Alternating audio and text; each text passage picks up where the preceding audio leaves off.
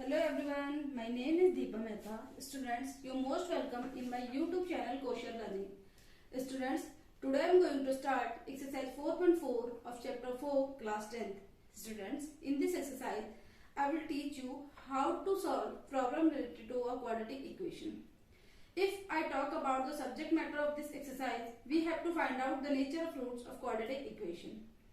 To find the nature of roots, we have to find discriminant first. आप सब लोगों को पता होगा कि डिस्क्रिमिनेंट को कैपिटल डी से डिनोट किया जाता है. ठीक है, चलो अब हम समझते हैं इसकी कंडीशंस के बारे में कि इसकी कंडीशंस क्या क्या होती है. Students, basically there are 3 conditions to find out nature of root. First, if B square minus 4ac is greater than 0 then 2 discriminant real roots. इसका मतलब क्या हुआ, अगर आप डिस्क्रिमिनेंट निकालते हो, डिस्क्रिमिनेंट क्या होता है, बी स्क्वायर माइनस 4ac.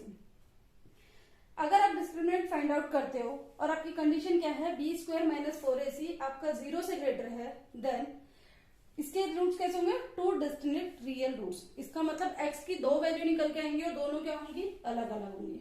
समझ में आया. Second, if B square minus 4ac equals to 0 then 2 equal real roots. इसका मतलब क्या हुआ कि अगर आपकी डिस्क्रिमिनेंट की वैल्यू 0 निकल के आएगी, इस केस में आपके रूट्स कैसे होंगे, रूट्स तो रियल होंगे बट इक्वल भी होंगे. लाइक अगर एक रूट आपका a है तो सेकंड रूट भी क्या होगा, आपका a होगा.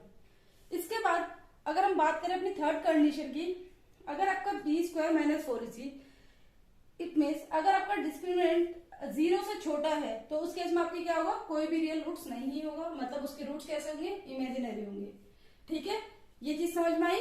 अब किस तरीके से हम इसके रूट्स को फाइंड आउट कर सकते हैं, इसे हम अपनी एक्सरसाइज में समझते हैं. ठीक है ना.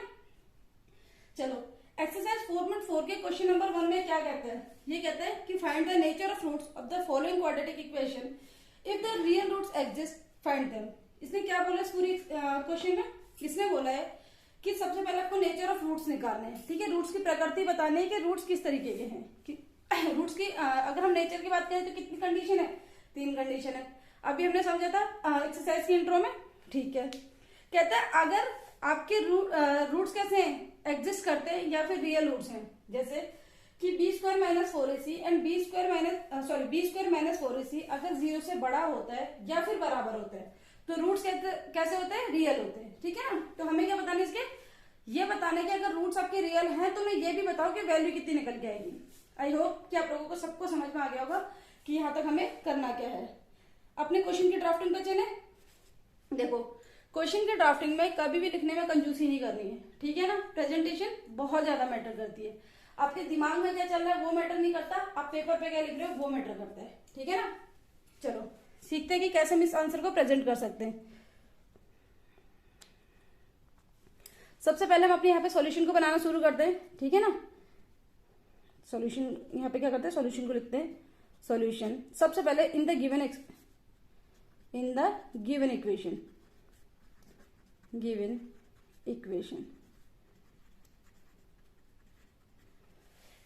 क्या है हमारे पास, 2x square minus 3x plus 5 equals to 0. अब अगर इसको आप क्या करोगे, क्वाड्रेटिक इक्वेशन की स्टैंडर्ड इक्वेशन से क्या करोगे, कंपेयर करोगे, जो कि हमने एक्सरसाइज 4.1 में बहुत अच्छे से समझी हुई है. तो हमें क्या समझ में आएगा कि यहां से हमारी a की वैल्यू कितनी निकल के आएगी, 2. a की वैल्यू कितनी है, 2. b की वैल्यू कितनी निकल के आएगी, -3. एंड c की वैल्यू कितनी निकल के आएगी, 5. आई होप आप लोगों को समझ में आ गया होगा. इसके बाद हमें सबसे पहला काम क्या करना है, नेचर ऑफ रूट्स बताने. एंड नेचर ऑफ रूट्स बताने के लिए हमारे क्या है, 3 कंडीशंस है. तो सबसे पहले हम क्या निकालेंगे, अपना डिस्क्रिमिनेंट निकालेंगे. एंड डिस्क्रिमिनेंट कैसे निकाला जाता है, बी स्क्वायर माइनस 4ac. ठीक है, तो यहां से हम लिख लेते हैं. सबसे पहले डी निकालेंगे. डी की वैल्यू कहते हैं बी स्क्वायर माइनस 4ac. चलो वैल्यू पर पुट करते हैं. -3 का स्क्वायर माइनस 4 इंटू 2 इंटू 5. 3 का square is what, 9. And here 4 2 जा 8, 8 5 जा 40. इसको सॉल्व करा हमने कितना निकल गया है, -31. अब मैंने आपको बताई थी कि हमारी 3 कंडीशन होती है. क्या क्या, या तो आपका डिस्क्रिमिनेंट क्या होगा, 0 से बड़ा होगा या 0 के बराबर होगा या फिर 0 से छोटा होगा. जब आपका डिस्क्रिमिनेंट 0 से छोटा है तो उस केस में आपके रूट्स कैसे होते हैं, इमेजिनरी. कैसे होते हैं, इमेजिनरी. तो आप उसको कैसे लिखोगे, यहां पे आप लिखोगे as D less than 0 therefore the roots of the given quadratic equation of the given quadratic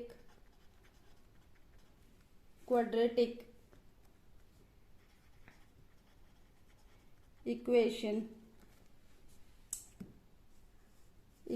the roots of the given quadratic equation लिख लेते हैं। क्या है ये? 2x² - 3x + 5 = 0 do not exist.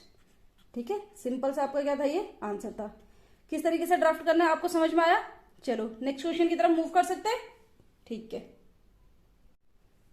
Part 2 को सॉल्व करते हैं। सबसे पहले हमें क्या लिखना है? In the given question. ठीक है ना, solution in the given equation. ठीक है, यहां तक समझ में आया? ए की वैल्यू कितनी निकल के आएगी बताओ? 3, बी की वैल्यू 4√3 एंड सी की वैल्यू कितनी होगी? 4। यहां तक समझ में आया? अगर आपको ये चीज समझ में नहीं आ रही है कि कैसे हम ए, बी एंड सी की वैल्यू निकालना है, तो प्लीज एक्सरसाइज 4.1 को देख लेना। 4.1 में बहुत अच्छे से समझाया हुआ है कि किस तरीके से हमें क्या है, वैल्यूज को कंपेयर करना होता है। ठीक है ना, चलो अब आगे बढ़ते हैं। निकालना क्या पड़ेगा? सबसे पहले हमें डिस्क्रिमिनेंट निकालना पड़ेगा। तो डिस्क्रिमिनेंट की वैल्यू क्या होती है? b² - 4ac। ठीक है, b² मतलब -4√3 का स्क्वायर 4 × 3 × 4। इसको सॉल्व करके क्या आएगा बताओ? देखो, -4√3 की स्क्वायर का मतलब होता है -4√3 × -4√3। ये इसका मतलब हुआ। सबसे पहले माइनस को माइनस से मल्टीप्लाई करा तो क्या आया? प्लस आ गया। ठीक है, इसका मतलब माइनस का साइन क्या हो चुका है? एलिमिनेट हो चुका है। और 4 को 4 से मल्टीप्लाई करोगे तो कितना आएगा? 16। ये भी ठीक है। एंड √3 को √3 से मल्टीप्लाई करोगे तो कितना आएगा? 3। तो 16 3 जा कितना हो गया? 48। कितना हो गया? 16 3 जा 48। ठीक है, लिख लेते हैं यहाँ पे 48। इसके बाद 4 4 जा 16 3 जा 48, मतलब ये भी 48 आ गया, इक्वल्स टू 0। अब मैंने क्या बताया यहाँ पे? एज, यहाँ पे हमें क्या लिखना पड़ेगा? Reason as d equals to 0, the roots of the quadratic equation,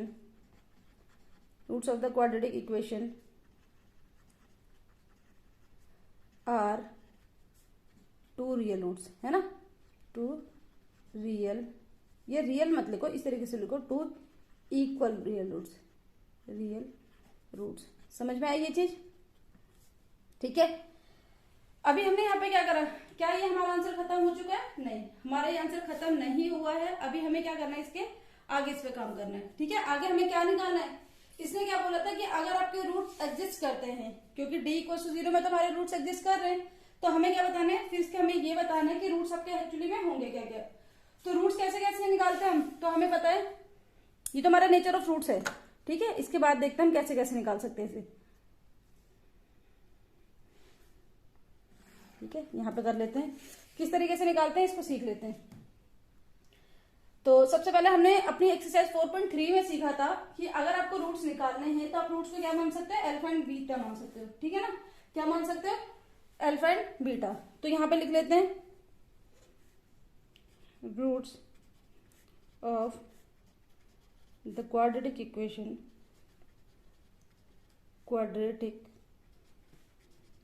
equation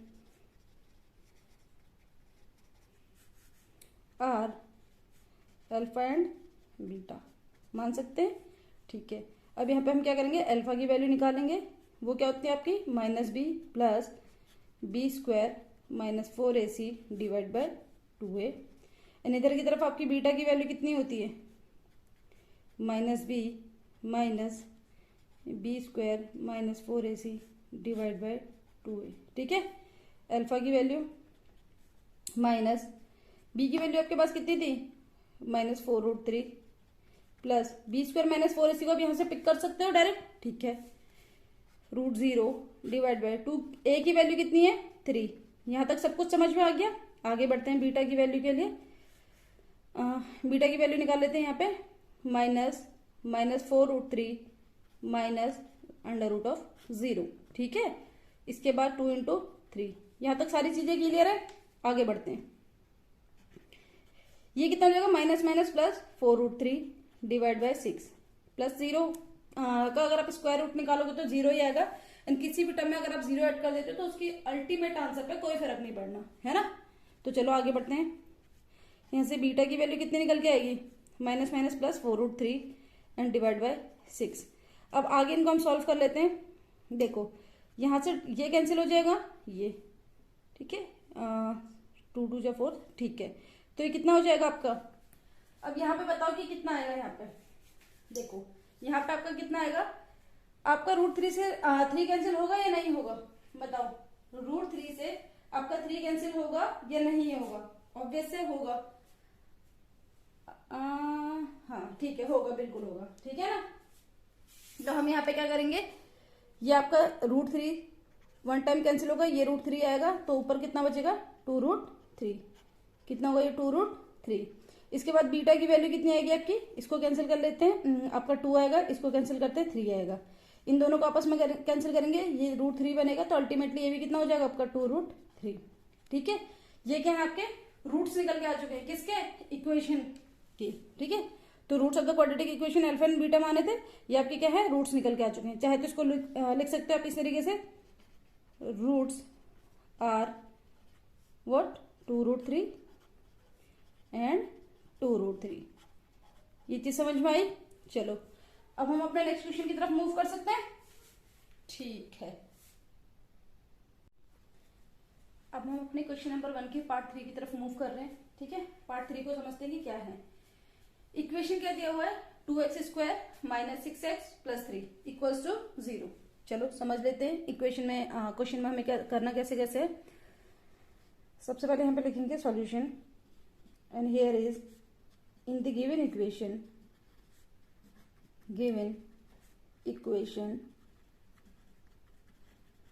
ठीक है। यहाँ पे a की वैल्यू कितनी निकल के आएगी, 2, b is -6 and c is 3। यहाँ तक तो ठीक है। अब हमें क्या निकालना है, डिस्क्रिमिनेंट निकालना है। एंड डिस्क्रिमिनेंट को क्या करते हैं, कैपिटल D से डिनोट करते हैं। तो b² - 4ac, b is what, -6 का स्क्वायर, 4 × 2 × 3। 6 का स्क्वायर कितना होता है, 36। अब आप बोलोगे यहाँ पे तो पर -6 है, -6 को -6 से मल्टीप्लाई करोगे तो माइनस माइनस कितना हो जाता है, प्लस, ठीक है। एंड यहाँ क्या, यहाँ पे कितना आएगा, 4 × 2 = 8, 3 × 24, तो हेयर इज 12। डिस्क्रिमिनेंट की वैल्यू कितनी निकल के आ गई, 12। अब हमारा जो डिस्क्रिमिनेंट है ये क्या है, 0 से बड़ा है, तो हम लिखेंगे as d > 0 the roots of the quadratic equation are. अच्छा, ये डी से कंडीशन बढ़ी है ना, two disconnect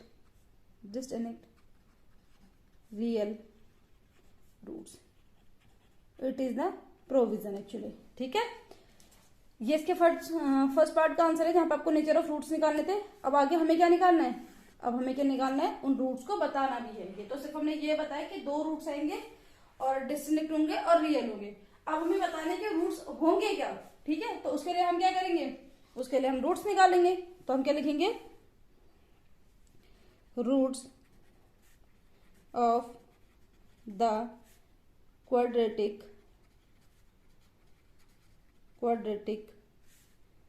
equation are alpha and beta. यहां तक समझ में आया, ठीक है। अब हम आगे बढ़ते हैं। अल्फा की वैल्यू हमारी कितनी होती है, -b + b² - 4ac / 2। And here is, ये अल्फा था, अब हमें बीटा निकालना है, -b - b² - 4ac / 2a। यहां तक भी समझ में आ गया। चलो वैल्यूज पुट करना शुरू करते हैं।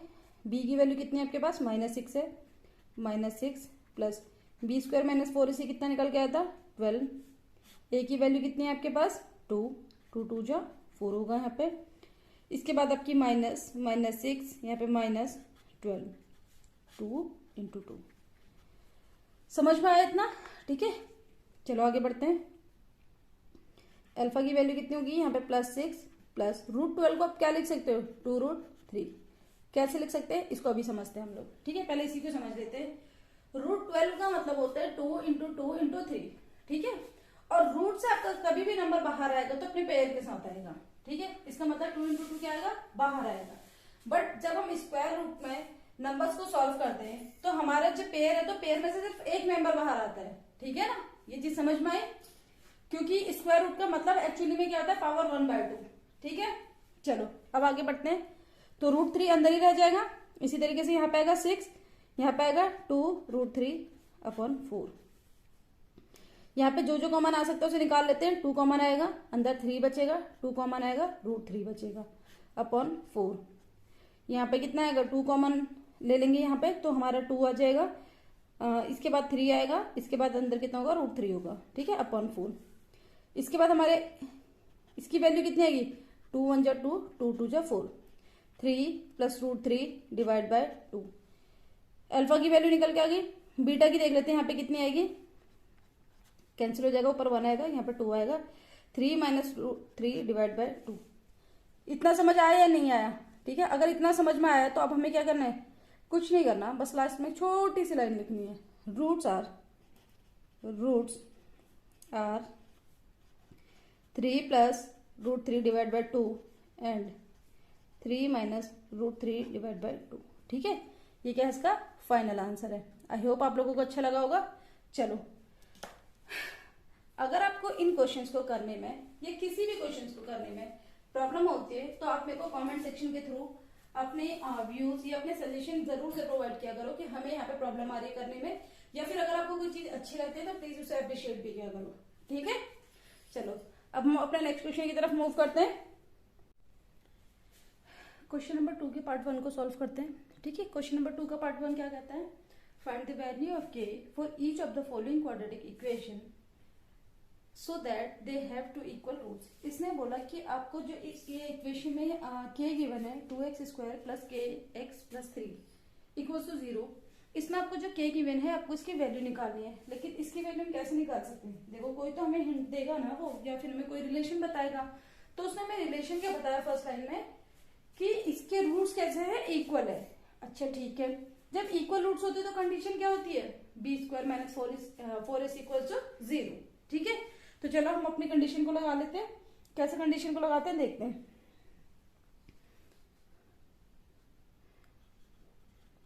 देखो, we have given that they have equal real roots। ठीक है, इट मीन्स ऐसे लिखोगे आप d इक्वल्स टू 0 और simply b² minus 4ac equals to 0। ये क्या होती है हमारी कंडीशन होती है। ठीक है, यहाँ तक समझ में आया। सबसे पहले अपने a b एंड c की वैल्यू पुट करते हैं। यहाँ पे a की वैल्यू हमारी कितनी होगी, यहाँ पे a की वैल्यू है 2, b की वैल्यू कितनी है k एंड c की वैल्यू कितनी है 3। समझ में आया इतना? इसके बाद अब हमें इस वाली कंडीशन में क्या रखनी है, इन वैल्यूज को पुट करना है। b² का मतलब कितना होगा k² माइनस 4 इंटू a कितना है 2 इंटू 3 इक्वल्स टू 0। k² को हम एज इट इज रहने देंगे, यहाँ पे -24 इक्वल्स टू 0। k² को एज इट इज रहने देंगे, -24 को राइट हैंड साइड में लेके जाएंगे।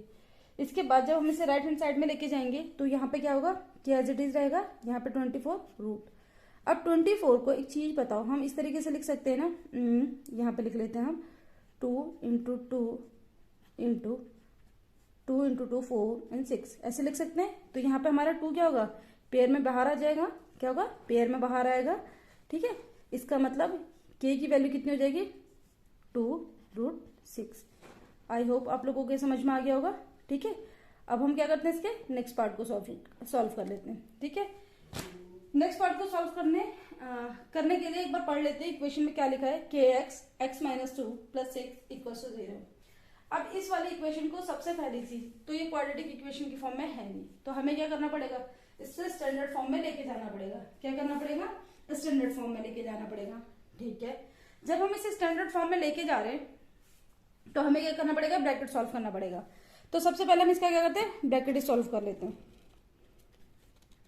के एक्स को ब्रैकेट में अंदर मल्टीप्लाई करेंगे तो के एक्स को एक्स से मल्टीप्लाई करेंगे तो कितना आएगा, के एक्स स्क्वायर। इसके बाद के एक्स को अगर हम 2 से मल्टीप्लाई करेंगे तो कितना आएगा, माइनस 2 के एक्स प्लस 6 इक्वल्स टू 0।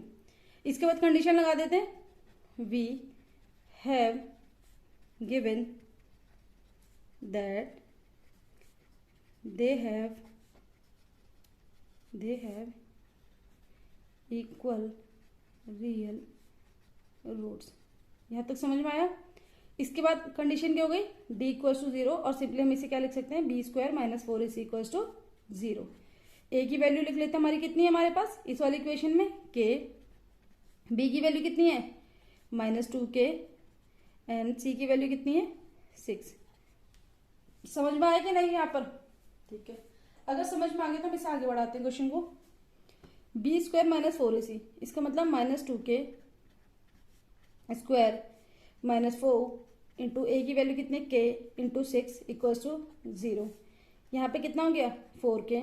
यहाँ पे कितना हो गया, यहाँ पे आपकी वैल्यू कितनी हो गई, 4 6 24k, यानी इसे राइट हैंड साइड में लेके जाएंगे तो ये कितना हो जाएगा, 24k। ठीक है, अब यहाँ पे एक चीज देखना, हम इसको ऐसे भी तो लिख सकते हैं, 4k इंटू के लिख सकते हैं, के को बाइफरकेट कर सकते हैं। 24k को हम ये भी तो लिख सकते हैं, 4k इंटू 6। ठीक है, ये सिंपली मैंने क्या करा, यहाँ पे कटिंग ना करके मैंने क्या करा, इसको सेपरेट कर दिया टर्म्स को। आप इस तरीके से भी कर सकते हो, मतलब आपको पता होना चाहिए कि हम नंबर को कैसे कैसे सेपरेट कर सकते हैं। ठीक है, 4k से 4k कैंसिल एंड के की वैल्यू यहाँ पे कितनी आ गई आपकी, 6। समझ में आया, ठीक है। आई होप कि आपको दोनों पार्ट इसके समझ में आ गए होंगे। अब हम क्या करेंगे, अपने नेक्स्ट क्वेश्चन पर मूव करेंगे। ठीक है, अब हम अपने क्वेश्चन नंबर 3 की तरफ मूव करते हैं। क्वेश्चन नंबर 3 में क्या बोल रहा है, is it possible to design a rectangular mango grove whose length is twice its breadth and the area is 800 metre square. क्या इसने इस क्वेश्चन में बोला कि क्या ऐसा पॉसिबल है कि अगर एक मैंगो ग्रोव की, जो कि एक रेक्टेंगल की शेप में है, हमें उसे बनाना है, बट उसकी ब्रेथ से उसकी लेंथ क्या होनी चाहिए, डबल होनी चाहिए, और उसका एरिया कितना होना चाहिए, 800 मीटर स्क्वायर। अगर ऐसा पॉसिबल है तो कहता है कि बताओ उसकी लेंथ और उसकी ब्रेथ कितनी होगी। ठीक है, इसका मतलब पहले आपको क्या करना है, जो भी इंफॉर्मेशन आपको दी हुई है उसके हिसाब से आपको क्या करना है, ये चेक करना है कि ऐसा इक्वेशन को सॉल्व करना पॉसिबल है या नहीं है, और अगर पॉसिबल है तो फिर आपको क्या करना है, उसके सॉल्यूशंस बताने हैं। ठीक है, सारे क्वेश्चन को शुरू, चलो इसका सॉल्यूशन बनाना शुरू करते हैं। लेट, यहाँ पे क्या बोला है कि ब्रेथ का लेंथ डबल है, तो लेट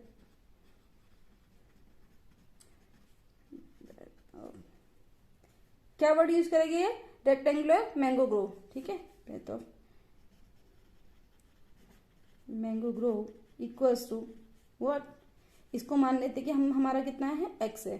तो अब हमें क्या मानना पड़ेगा, लेंथ मानना पड़ेगा। चलो लेंथ मान लेते हैं, लेंथ ऑफ मैंगो ग्रोव, ये कितना हो जाएगा, इसने बोला ट्वाइस है, तो ये कितना हो जाएगा, ट्वाइस। ठीक है, अब इसने हमें एरिया ऑफ मैंगो ग्रोव कितना दिया हुआ है, एरिया ऑफ मैंगो ग्रोव कितना दिया हुआ है, ये है आपके पास 800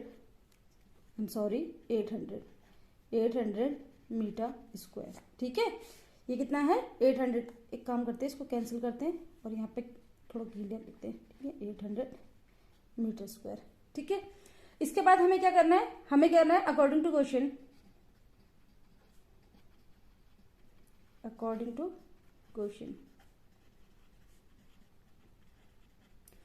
इसने क्या बोला, देखो एरिया ऑफ रेक्टेंगल होता है कितना है, लेंथ इंटू ब्रेथ, तो इसका मतलब x इंटू 2x, और ये किसके बराबर होगा, 800 के बराबर। यहाँ पे कितना होगा 2x², ये कितना हो जाएगा 800।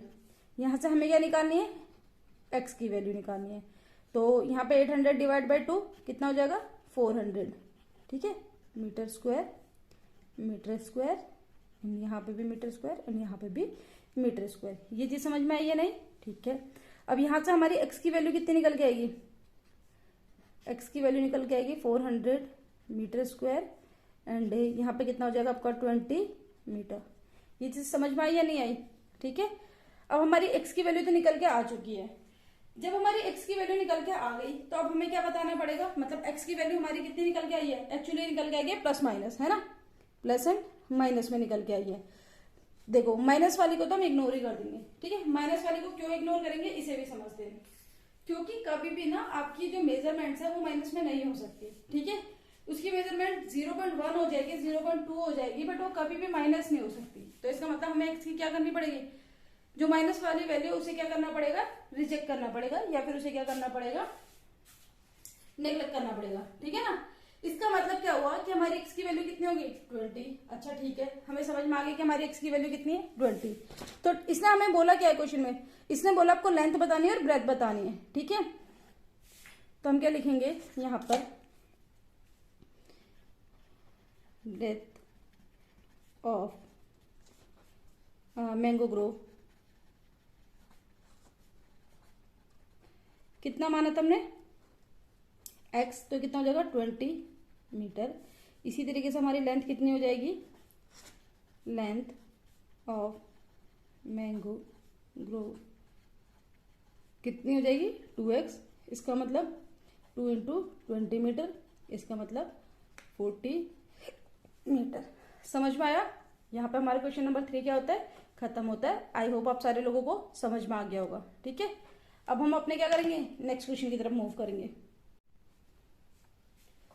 अब हम अपने क्वेश्चन नंबर 4 को सॉल्व करना स्टार्ट करते हैं। Is the following situation possible if so determine, कहते हैं क्या ये सिचुएशन पॉसिबल है अगर डिटरमाइन देयर प्रेजेंट एज, मतलब हमें क्या निकालना है, प्रेजेंट एज निकालना है। The sum of the ages of two friends is 20 years. इसने बोला जो सम होगा एजेस का दो दोस्त का वो कितना होगा 20 ईयर्स होगा, ठीक है। अभी तक हमें नहीं पता कि फर्स्ट वाले फ्रेंड की कितनी होगी एंड सेकंड वाले की कितनी होगी, ठीक है। इसके बाद कहते हैं 4 ईयर्स अगो, कहते हैं लेकिन 4 साल पहले the product of their edges in year was 848, मतलब 4 साल पहले अगर मैं उनकी एज को मल्टीप्लाई करती तो मेरा आंसर कितना निकल गया था 48। कहते हैं क्या ऐसी एज को निकालना पॉसिबल है। चलो करते इस क्वेश्चन को सॉल्व। सबसे पहले यहाँ पे लिखते हैं सॉल्यूशन,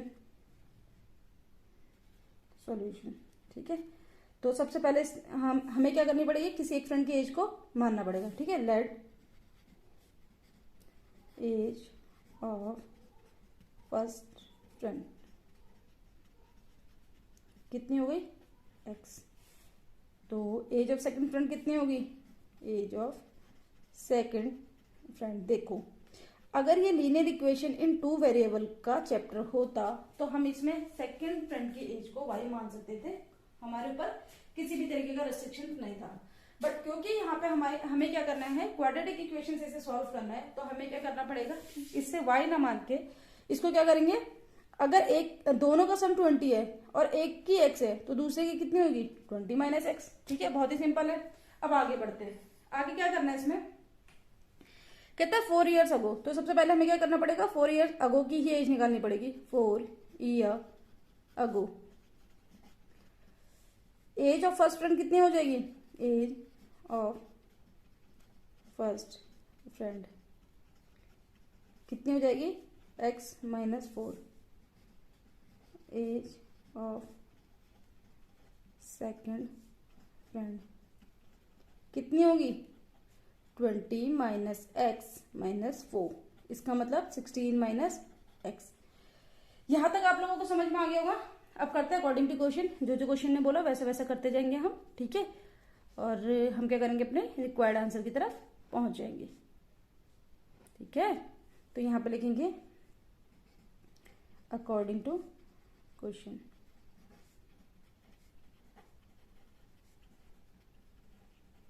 तो सबसे पहले इसने क्या बोला, 4 साल पहले जो भी इनकी एज होगी उनका जो प्रोडक्ट होगा वो किसके बराबर होगा, वो होगा 48 के बराबर। आई होप आप लोगों को समझ में आ गया होगा।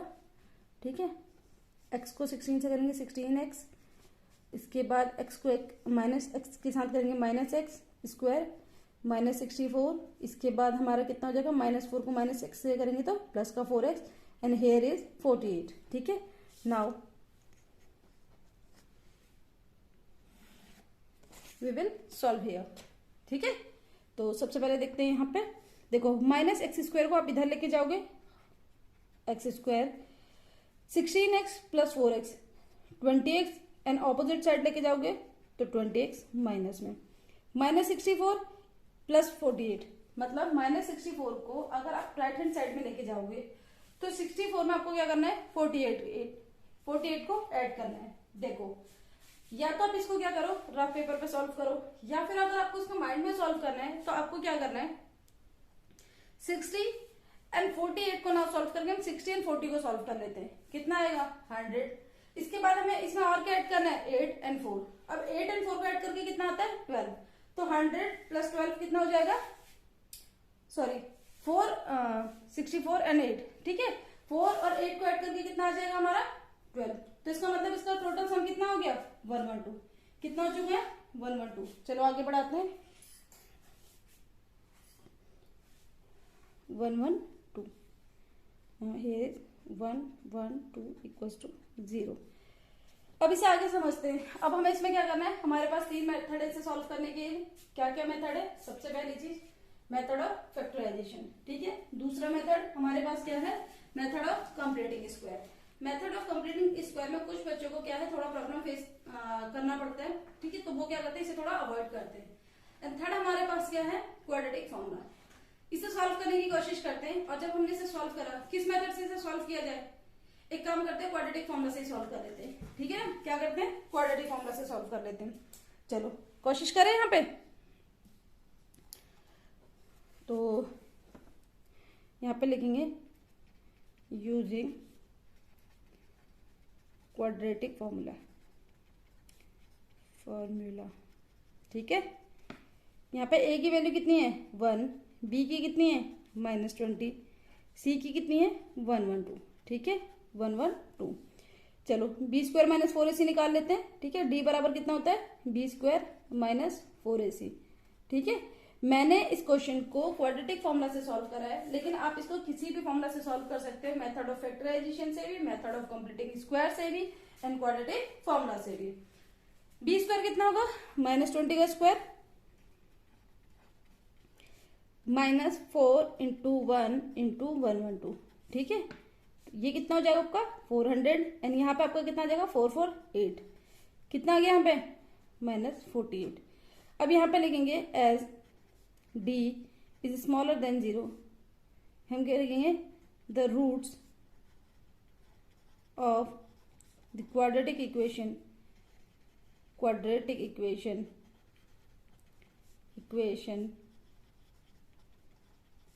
Do not exist. ठीक है, ये हो गया। इसके अलावा हम लिख देंगे, इसके अलावा हम यहाँ पे लिखेंगे, किस तरीके से लिख लेते, it is not possible to find the age with given numbers. ठीक है, ये क्या हो जाएगा, आपका फाइनल आंसर हो जाएगा।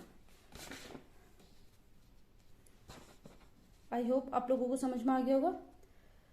एक बार इस क्वेश्चन को अच्छे से देख लो कि किस तरीके से इस क्वेश्चन की ड्राफ्टिंग करी गई है। ठीक है, अगेन इस क्वेश्चन में आप तीनों मेथड से सॉल्व कर सकते हो, जिस मेथड में आप कंफर्टेबल हो आप उसे सॉल्व करना। ठीक है, बढ़े आगे।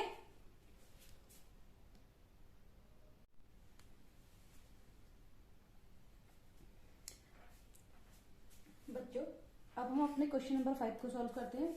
Is it possible to design a rectangular park और perimeter 80 and area 400 metre square. सबसे पहली चीज तो यहाँ पे 80 ना आके कितना आएगा, 80 मीटर आएगा। ठीक है, पहली मिस्टेक थी यहाँ पे ये। चलो, and 400 metre square. If so find the length and the breadth. कहता है कि क्या पॉसिबल है कि हमें एक रेक्टेंगुलर पार्क बनाना है जिसका पेरीमीटर कितना होगा 80 मीटर होगा एंड इसके अलावा आपका जो एरिया होगा वो कितना होगा 400 मीटर स्क्वायर होगा। कहता है अगर हाँ तो लेंथ एंड ब्रेथ बताओ कि कितना कितना आएगा आपका। चलो सॉल्व कर लेते हैं। सॉल्यूशन यहाँ पे क्या करना पड़ेगा, लेट यहाँ पे लेंथ एंड ब्रेथ के बीच में कोई रिलेशन नहीं दिया हुआ तो हम क्या करेंगे, लेंथ ऑफ रेक्टेंगुलर पार्क। देखो यहाँ पे सबसे पहले एक छोटी सी चीज समझेंगे, पहले इसको रख लेते हैं L एंड हमने ब्रेथ को मानेंगे B। ठीक है, मान सकते हैं, कोई दिक्कत नहीं है। Breadth of rectangular park is B। ठीक है, यहाँ तक। अब इसके आगे हमें समझना क्या है, देखो आप लोगों के मन में क्वेश्चन आया होगा कि चैप्टर का हम क्वाड्रेटिक की इक्वेशन क्या कर रहे हैं जिसमें हमारा वेरिएबल क्या होता है, सिंगल वेरिएबल होता है। तो इस वाले क्वेश्चन में हमने दो वेरिएबल कैसे एज्यूम कर सकते हैं।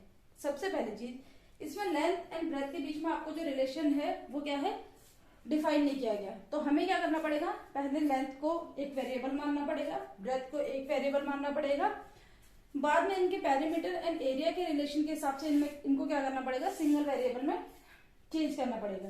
देन हम इसका क्या बनाएंगे, क्वाड्रेटिक बनाएंगे और उसके बाद इसके आंसर को सॉल्व करेंगे। ठीक है, आई होप आप लोगों के मन में जो डाउट चल रहा है वो क्लियर हो गया होगा। चलो अब हम आगे बढ़ते हैं, अपना ये हो गया। तो यहाँ पे इसने क्या बोला, पेरीमीटर ऑफ रेक्टेंगुलर पार्क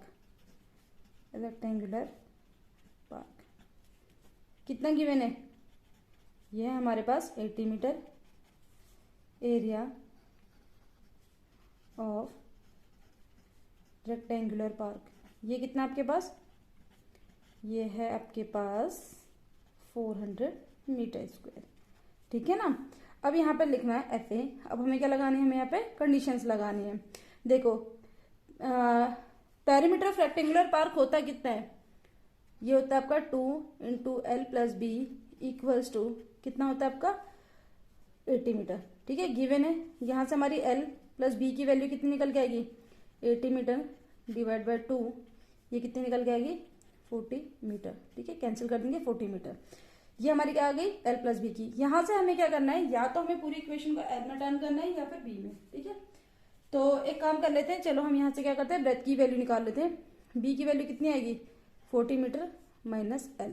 ठीक है, ये निकल के आ गया। चलो अब हम इसको क्या करते हैं, आगे करते हैं, आगे कर सकते हैं इस क्वेश्चन को। चलो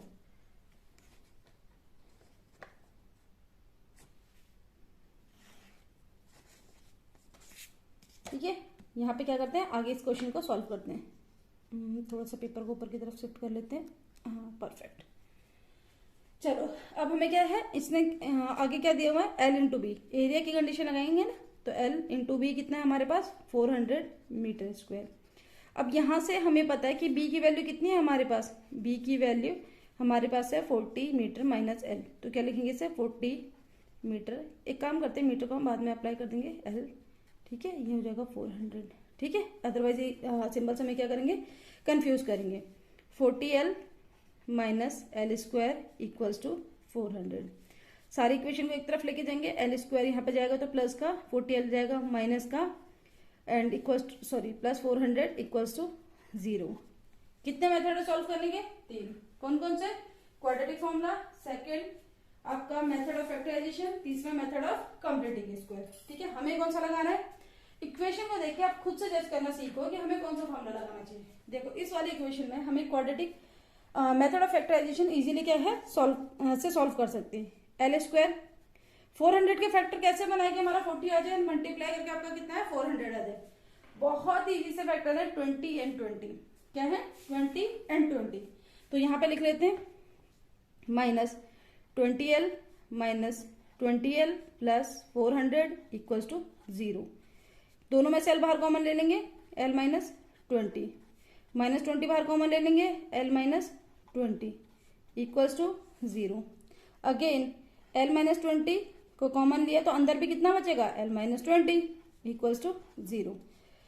यहां से हमें क्या करनी है, इनकी दो वैल्यूज निकालनी है। L माइनस 20 बराबर 0, तो L की वैल्यू कितनी आएगी 20, इधर भी l माइनस 20 बराबर 0, तो यहाँ से l की वैल्यू कितनी आएगी 20। अब तुम्हें यहाँ तक तो समझ में आ गया होगा ना हमें करना क्या है।